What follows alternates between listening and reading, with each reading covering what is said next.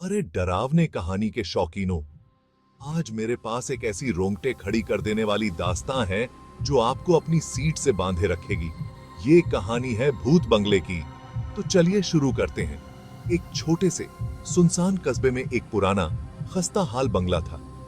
आसपास के लोग इसके काले इतिहास के बारे में कानाफूसी करते इसे भूत बंगला कहते थे।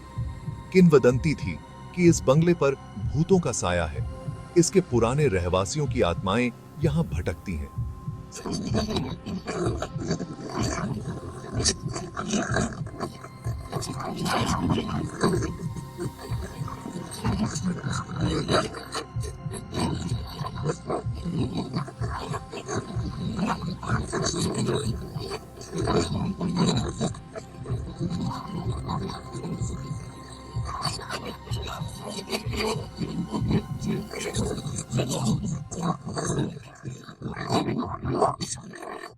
टॉर्च और अपने साहसी दिल के साथ उसने बंगले में कदम रखा।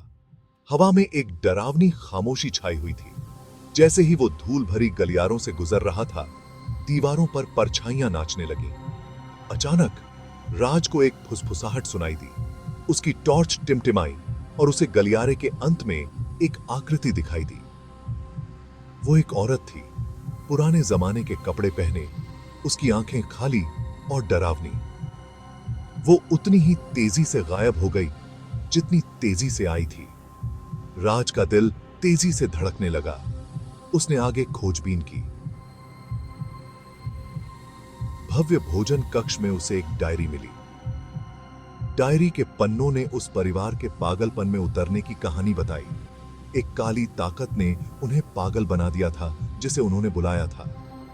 आखिरी पन्ने पर एक खौफनाक चेतावनी थी, भूत बंगले के कर्स से सावधान। एक बार तुम अंदर गए तो शायद कभी बाहर ना निकल पाओ। भागने की जल्दी में राज बाहर की तरफ भागा, लेकिन उस बंगले के कुछ और ही इरादे थे। दरवाजे जोर से बंद हो गए और वो अंधेरे में डूब गया। ठंडे हाथों ने उसके कंधे पकड़ लिए और उसके कानों में विस्परें गूंजने लगीं।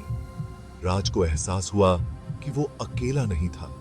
उस परिवार की आत्माएं उसके चारों ओर थीं। एक आखिरी डरावनी चीख के साथ राज को फिर कभी नहीं देखा गया।